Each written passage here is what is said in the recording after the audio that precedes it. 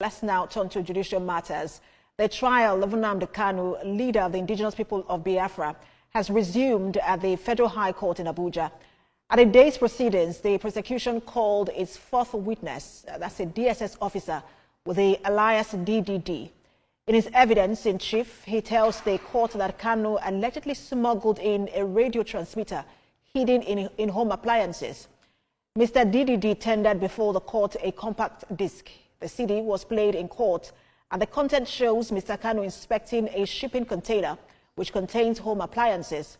Another part of the video showed Kanu displaying the transmitter, which he called the monster. See, you no get waiting person no go here for Nigeria, honestly. Wait, let me show you something. Now, you know that yesterday being the 13th day of June 2025, that Nnamdi Kanu was in court, right? Good. Now, let me read out for you what went on in the court. What the DSS witness they brought, DDD, the fourth person they brought to testify against Nnamdi Kanu. Let me read out for you what this man said. Hey, oh God, what kind of thing is this? As in, what kind of thing is this? Let me read that. Please read with me as I place it on the screen. It says, DSS witness testifies in court, claims Nnamdi Kanu's broadcast caused economic paralysis in Southeast. According to the operative, Kanu allegedly smuggled a radio transmitter into Nigeria, concealing it within household items to avoid detection by the Nigerian Customs Service, NCS. The Department of State Service, DSS, has told the Federal High Court in Abuja that the broadcasts made by Nnamdi Kanu, the leader of the indigenous people of Biafra, IPOB, allegedly contributed to the economic paralysis of Nigerian Southeast region. The DSS operative made the claim while testifying as the fourth prosecution witness before Justice James Omotosho on Friday. Led in evidence by Prosecution Counsel Chief Abeyoga Amoro San, the witness claimed Kanu's defamatory broadcast incited the enforcement of IPOB's sit-at-home orders by its militant wing, the Eastern Security Network, ESN. From my investigation, the defendant's broadcast directly contributed to economic paralysis in the Southeast as they fueled the enforcement of IPOB's sit-at-home order, the operative said. According to the operative, Kanu allegedly smuggled a radio transmitter into Nigeria, concealing it within household items to avoid detection by the Nigerian Customs Service. The transmitter, which was purportedly hidden at the residence of Benjamin Madubugu in Ihala, Anambra State, was said to be used by Kanu to broadcast propaganda and incite violence against the federal government. We obtained a search warrant, searched Benjamin's residence, and recovered the transmitter along with other items, including firearms, Biafran currency, and Indian hemp, the witness added. A certified true copy of the search warrant issued by the Ihala Magistrate Court on October 28, 2025 was admitted into evidence. Also tendered was a video showing Kanu inspecting the transmitter, where he allegedly referred to the device as a game changer and a nuclear weapon for Biafra. In the footage, Kanu was seen threatening violence against Southeast residents who defied IPOB's sit-at-home directive scheduled for May 31st, 2021. The court also accepted into evidence a flash drive containing 18 video clips and 16 radio broadcasts attributed to the IPOB leader. Additionally, the prosecution presented the statement of Benjamin Madubugu, in which he confirmed that no custom documentation was provided for the transmitter.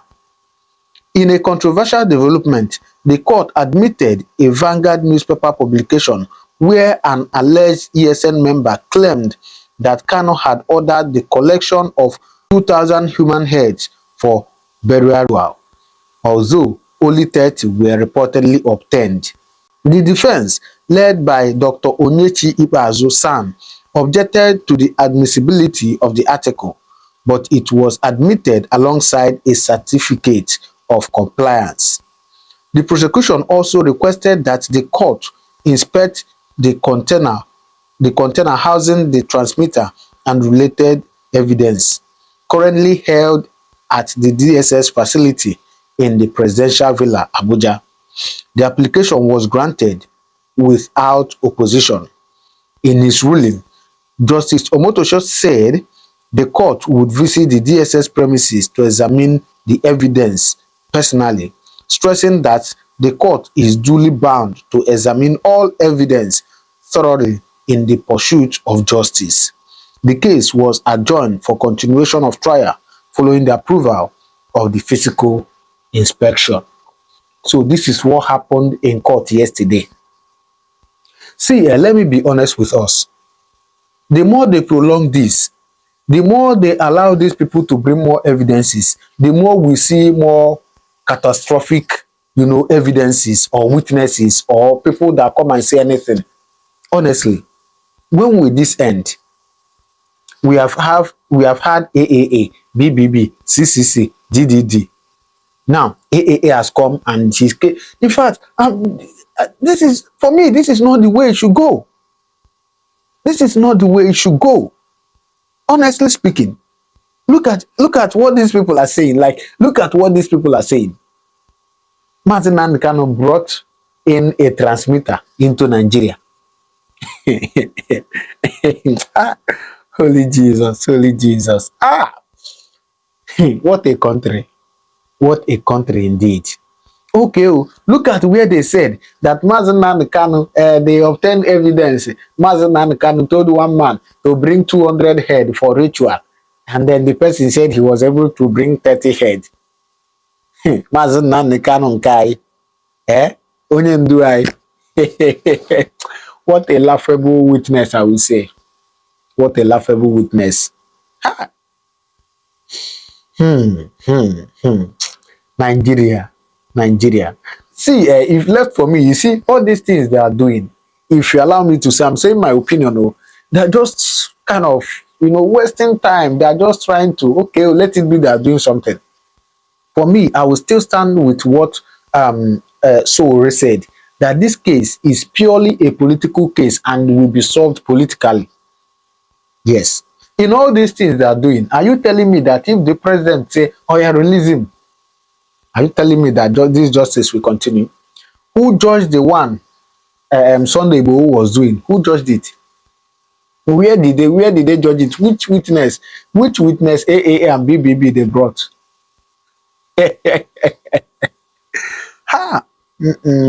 What a country.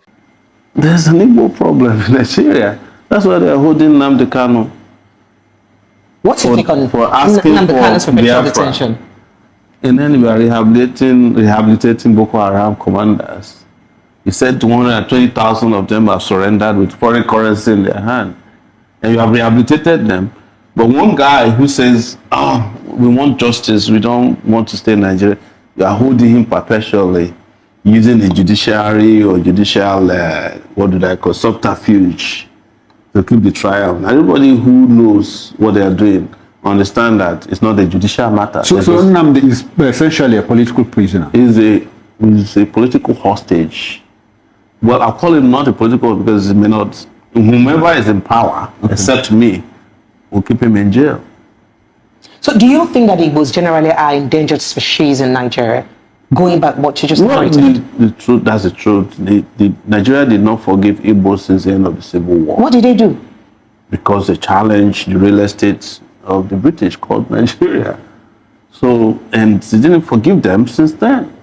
So everything has been done after that. We know this is the unspoken truth about the country called Nigeria, that They did not forgive Igbos for the Civil War. The Igbos were the victims and they have forgiven the victims. So why is it difficult for the victors to... You are preaching to the choir. And because he had mentioned once that, in an interview, he had mentioned that the Igbos will never be president of Nigeria. There is a perpetual, narration to keep the Igbos where they are. Yeah, so no, it's not about even the presidency. If they find an Igbo man that is malleable, that can work in their interests, they can make him president if he doesn't have any power. You can be a president of, you can be a president of Nigeria and not have the powers of the president. When they wanted to destroy the landmark, who was the minister in charge? It's not an Igbo man. And Moka is Igbo speaking, also fighting. It's easier for them to use an Igbo man to carry out. If it was done by a Yoruba man, the uproar would have been worse.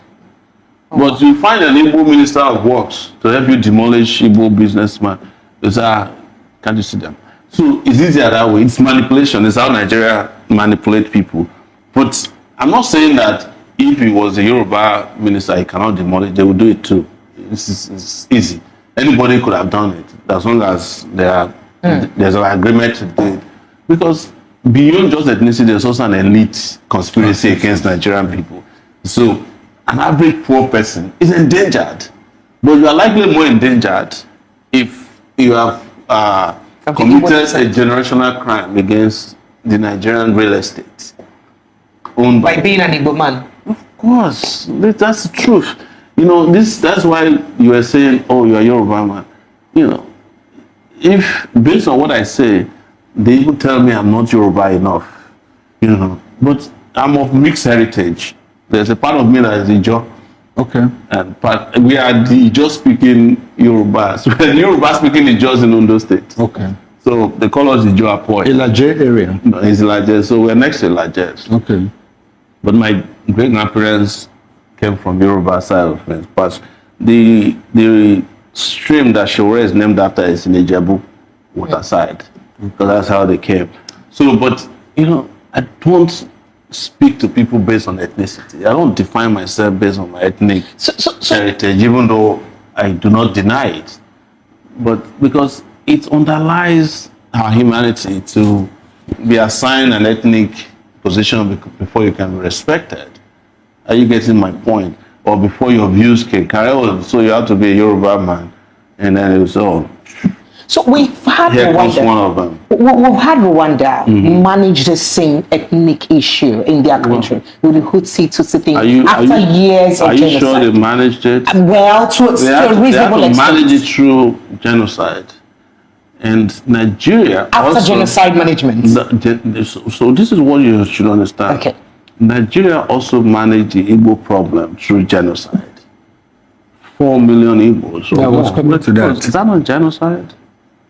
But you know the problem I have sometimes even with some of our people is that the same people who shot and killed them are more popular in their midst than those who support their rights. The Obasanjos of this world are embraced as authentic people, but these are the people who went and used third commando to massacre Igbos. What did they name this airport after? Murtala Mohammed, one of the most notorious killers of Igbos. Buhari, they kill Igbos.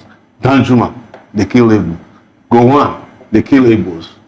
But they even love them more than they love those of us who are fighting.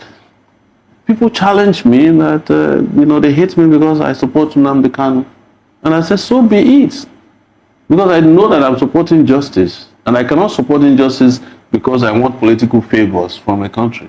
If you want to keep carrying out genocide of political nature or continuation of it, you can go ahead. Keep voting for the criminals who are perpetrating it. Let the forest be voting for the acts because the handle is from one of them. Okay. Yeah, I said something. I would like you to touch more on it. I mean, the Igbos were the victims. Now they are forgiving the victors. There is no place you don't find the footprints of Igbos across the length and breadth. That's why I say you are preaching to the choir. It's not, Igbos are not only in Nigeria, they're all over the world. I went to Alabama in the US, and the only pharmacist there is an Igbo man. Selma, Alabama. You've heard about Selma? Yeah. It's one of the homes of the civil rights movement, where they cross that Petra Bridge. Exactly. Igbo man is there. Most likely that's what you find in every community in the US. Igbos are distributed all over the world. There's this urban legend that if Igbos cannot live in a place, the place is not livable. There was a time a New York Times reporter came to Gamboru Ngala after Boko Haram sacked the place. The only person they found there who was not a Boko Haram member was an Igbo pharmacist. So what are you doing here? He said, well, somebody has to treat them. You know, he was that courageous not to stay there. So I'm saying all these things so that you can understand that I understand probably more consciously better than most people do. And that informs the reason I can speak categorically about the victimization of Igbo. Otherwise, it is a taboo. Politically, it is incorrect to say that Igbos are victimized by an average Nigerian. Okay. All right. So let's move because nobody wants to hear the truth. You know, and when you say, if someone is watching me and get out and say, what's your problem now? Leave these Igbo people alone. You understand? That is the truth. But I cannot, my conscience cannot allow me to accommodate the genocide of 3 million people, 4 million people, and then the continuation of that denunciation of their existence through persecution in which the Nigerian state is carrying out, either through Landmark or Nnamdi Kanu or, you know, look, I told a story, I think it was on a Honest Punch, that in this country, nobody has, there was a time they were beheading Igbos, putting their heads in calabash and putting on the trains going east. Do you think that's what's happening in the East right now? Speaking about militarization of the East. Program, you understand?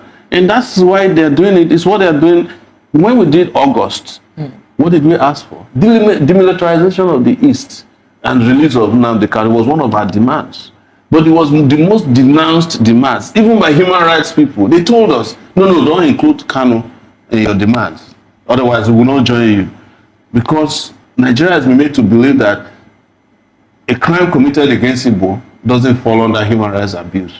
Yeah, so let's speak about that crime against Igbo, because a popular, I think I read in your paper recently. And unfortunately also, the Ohanese people said they should not join the protests, that they are negotiating with Tinubu.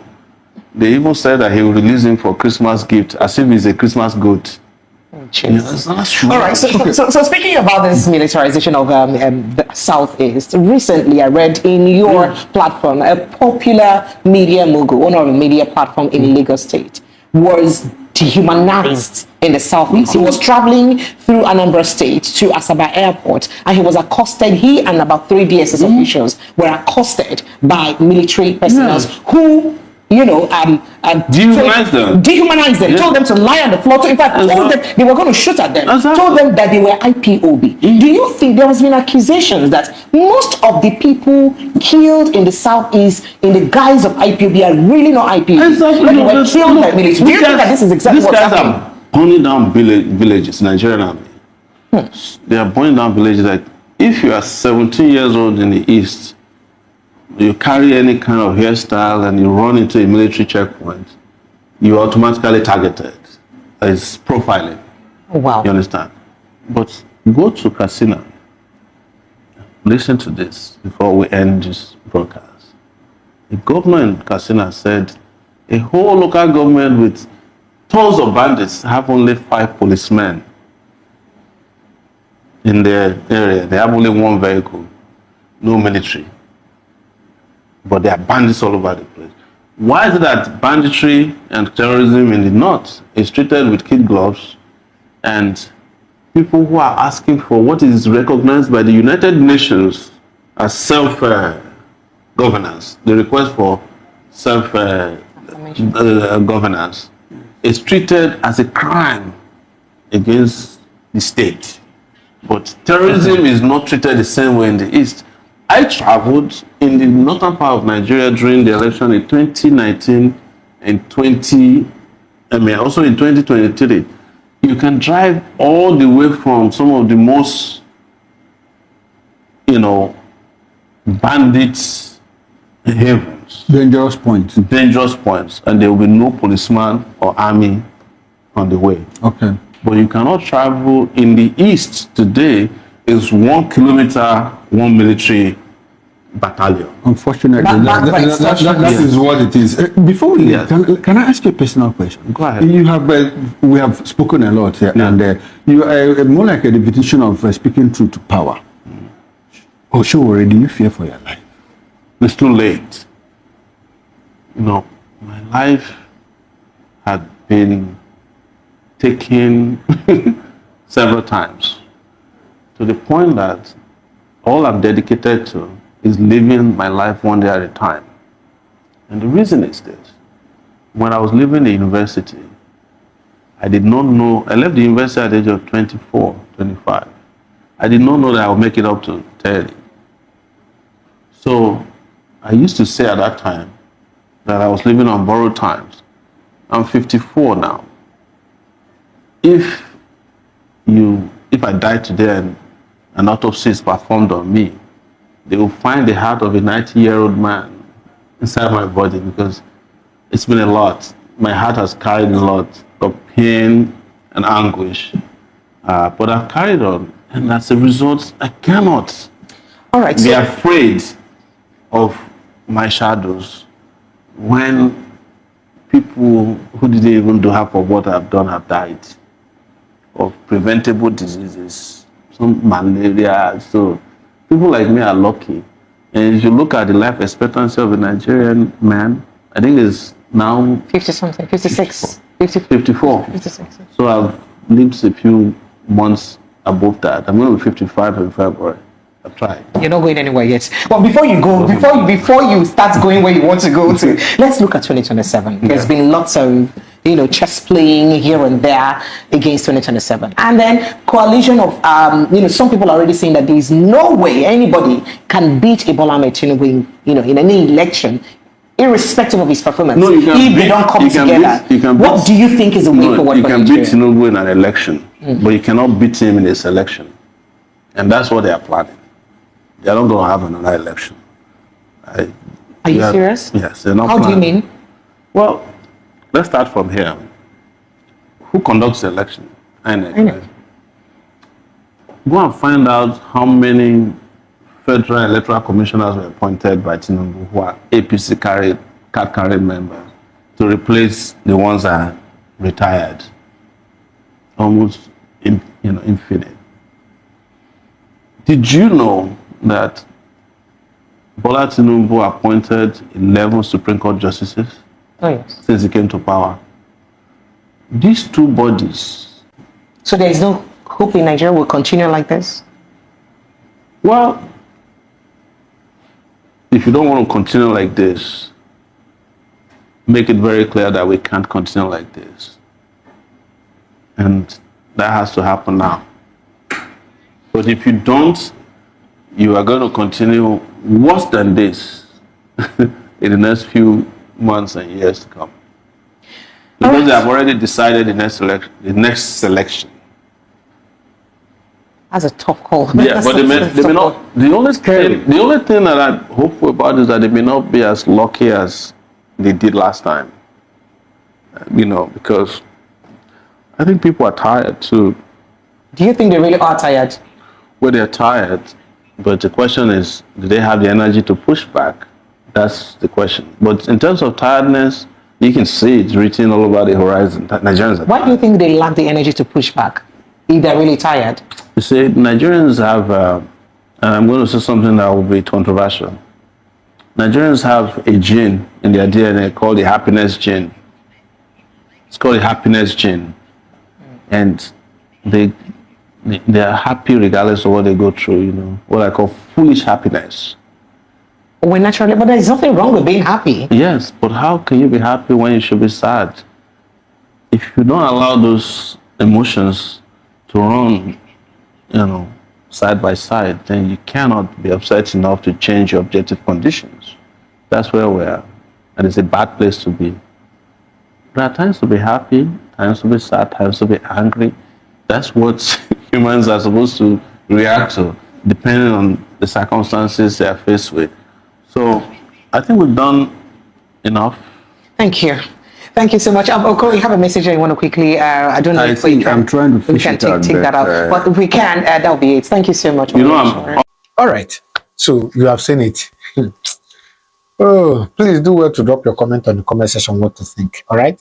I'll see you in my next video. Thank you very much and God bless you.